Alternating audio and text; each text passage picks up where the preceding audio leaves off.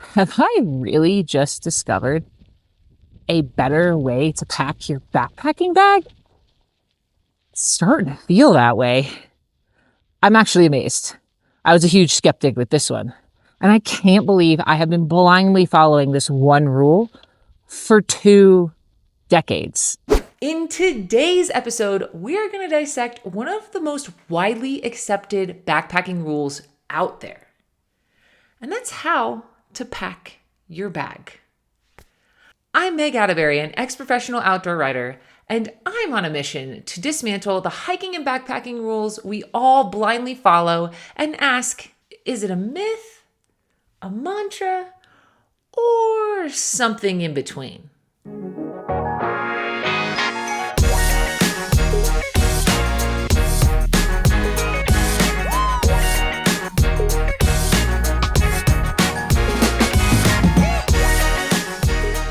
Everyone follows the same simple formula for packing their pack.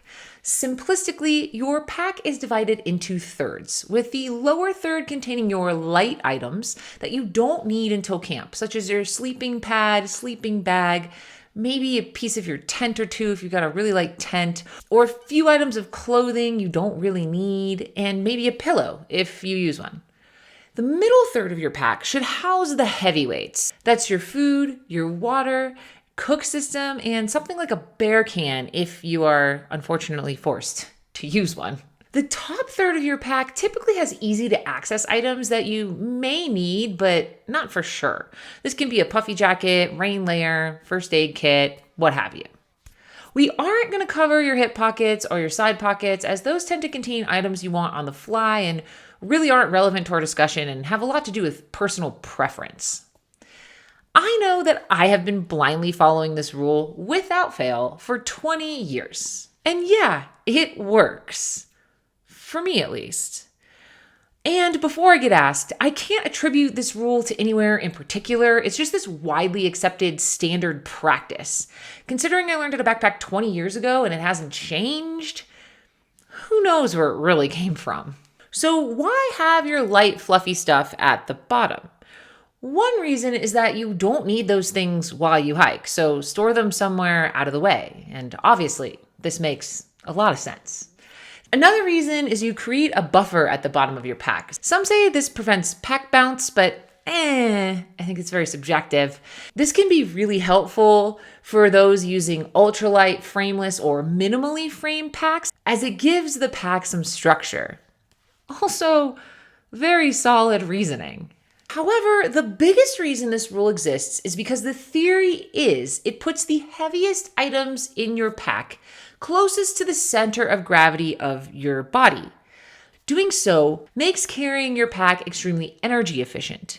The weight is more likely to be on your hips this way, and you will be less prone to feeling fatigue, soreness, or even some rubbing. But what if this advice really comes from a male perspective? What about female bodies, folks with shorter torsos, and other people who just don't fit the mold of a svelte male figure? Is this rule applicable to them? In our last episode, I had a really interesting discussion with Dr. Erin Lee, a physical therapist who specializes in working with athletes. The physics of it. Think of your spine as the pivot or the axis, and your center of mass being kind of that middle point of the seesaw, right? So for the male anatomy, it tends to sit a little bit higher, a little bit above the navel. Obviously, it depends on body weight and height. And then for the female anatomy, it's a little bit lower because we have wider hips. Based on that, typically you want to have the heaviest load close to the center of mass. If you think about lever arms, the further away it is from the axis, even if it's the same weight, now you have weight plus distance. That is a bigger force on your body. So that's the rule of thumb, is you want it to be as close to your center of mass as possible, the heavier part of the load. It probably is going to sit a little bit lower for the female and is a little bit higher for the male. dependent on your body mass as well. So according to an expert, physiologically, there is a really good argument for playing around with where to put your gear in your pack, especially if you're a woman or you have a short torso. And spoiler alert, your height has nothing to do with your torso size. I'm almost 5'9", and I wear a small or even an extra small pack in women's sizing. I couldn't stop thinking about this idea of what would happen if I switched things up. And I decided to put this idea to the test. It's a really low consequence idea after all. It is not unsafe to try, and it literally costs nothing to do.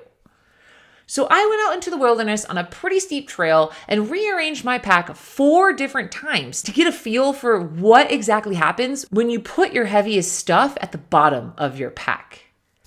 And the results? Eye-opening, unexpected, and made me rethink the way I do business on the trail. Let's dive in. So the trail I'm on today is one I've always wanted to hike up, but it's mostly a road, so a lot of people drive it. But you know what? Supposedly got a pretty sweet view at the top. I'm walking it simply for the extra miles. Right now, my pack is packed like it normally would be, meaning that I have my sleep, puffy, kind of don't need till camp soft items on the bottom, my heaviest items in the middle, which I just used in my bear bag with some climbing cams in them, climbing equipment in them to simulate the weight and the bulk of food. And then on top is layers I may need throughout the day, some things like that, just for the purpose of simulating a weekend trip, maybe 3 nights, probably what I got on me in terms of weight and food. And we're going to get going, get the pack on.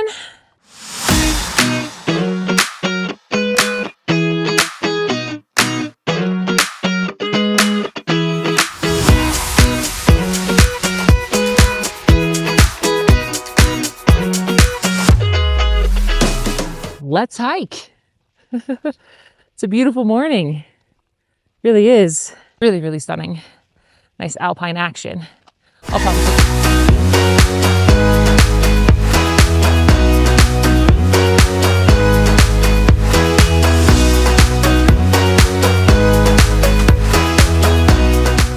I'm about 1 mile in and heading up a pretty steep hill.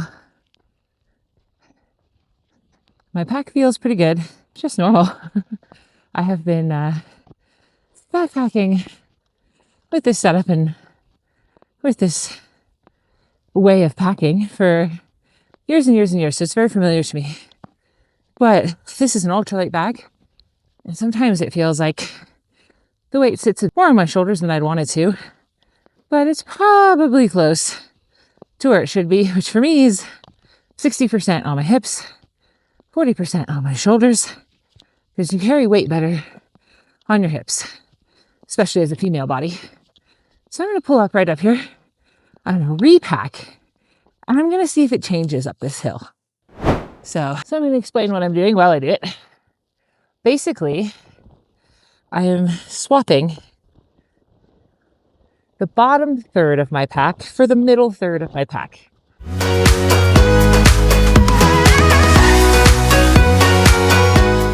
Now, I got a lot of feelings about doing this. Number 1, seems like it'd wear out the bag faster. Number 2, everything about it goes against what I was taught for backpacking.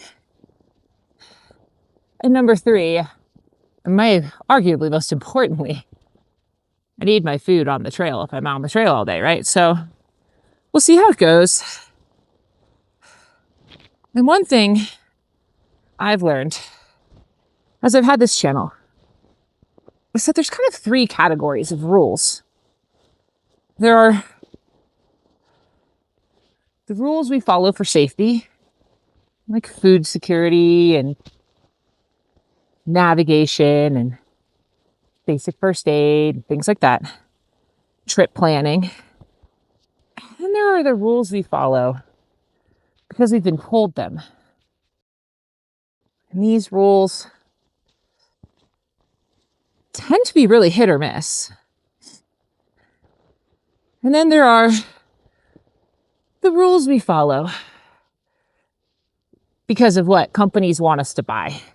And I'm not really diving into that one today, but I have quite a bit on this channel.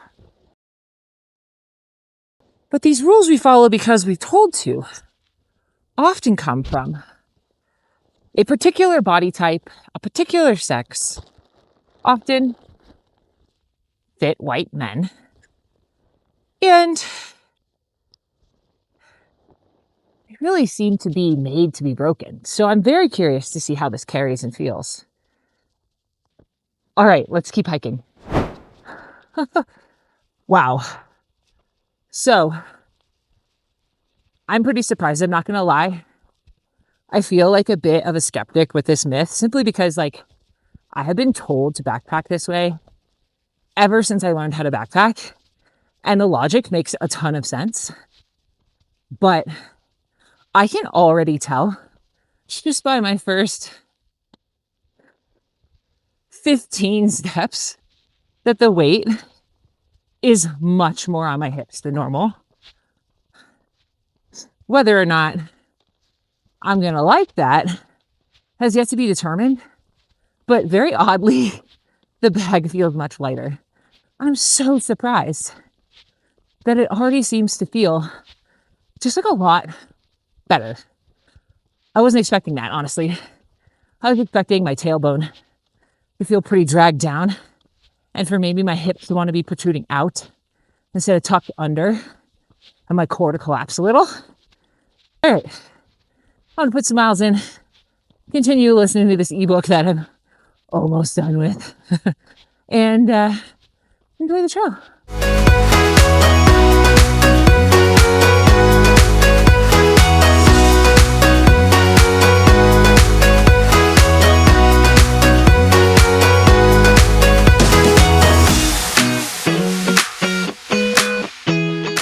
I'm actually very, very surprised.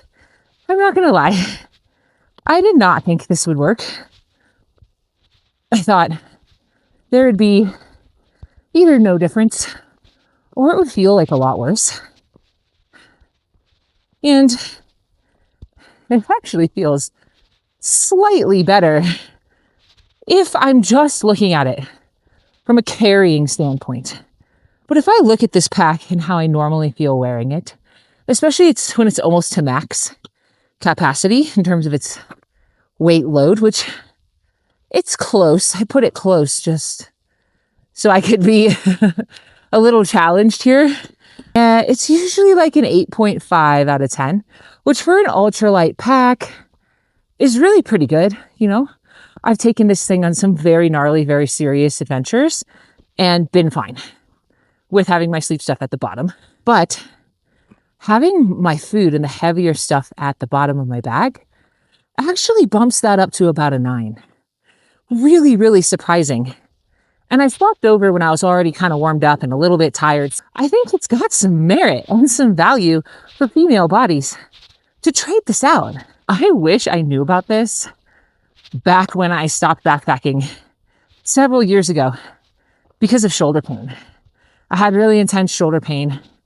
And backpacking just became an extremely uncomfortable experience for me. And I stopped doing it because I feel like so much more of the weight right now is on my hips instead of my shoulders.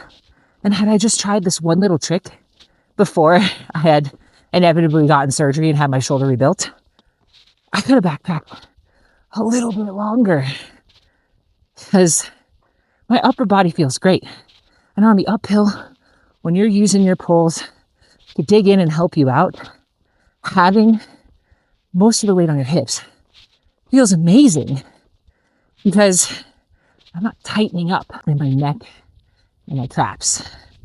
So I can actually get a lot more out of each pole push when I do this. Beautiful. All right, we're almost to the top. There's a fire, look out.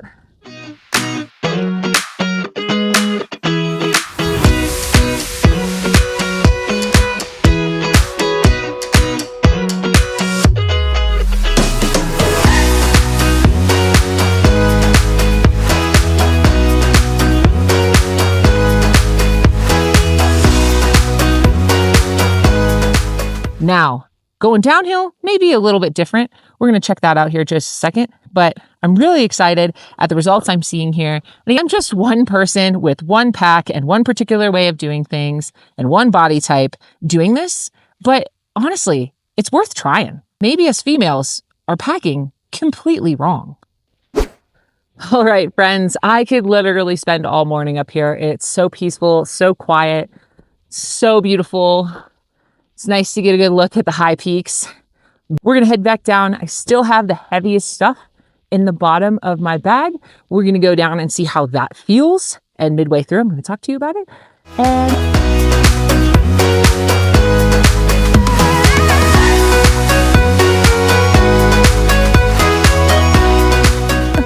I've been walking downhill for a little bit. I had a little bit of a steep section to go through, a rocky little scrambly section. So I tried to do a little bit of steep. Now I'm on a fairly steep grade, but moderate for my area. And here's what I'm noticing. I'm noticing on the way up, it was really easy to keep my form where my pelvis was tilted in, right? And when you tilt your pelvis in, you activate your deep core and you're very strong in the trunk, very supported in the trunk.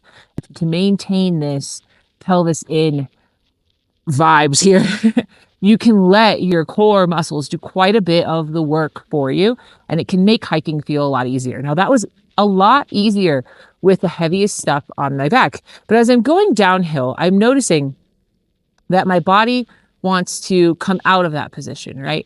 It wants to push forward and my pelvis pushes back. And what that does is that puts everything in here out of alignment, and I can't activate my deep core to do a lot of the walking work for me.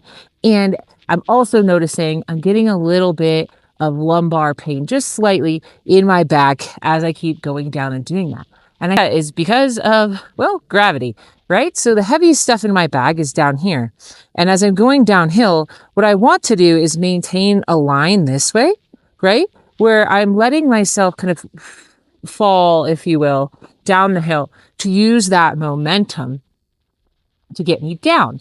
But what's happening is the heaviest part of my back is pushing back and actually pushing me uphill, and it's causing my hips to get out of alignment with my trunk and causing a little bit of pain and fatigue. So I don't think I like this method for going downhill. It feels like I'm fighting the downhill instead of letting it work with me, where if I had my weight up here, I'm stepping down, it's working with me to go down. And when it's down here and I'm stepping down, it's actually fighting me to go back. So I'm using more energy on each downhill step with my heaviest stuff in the bottom of the bag. And I'm going to hike for just a little bit more, swap it out, and see if I notice a difference with my pelvis. Just like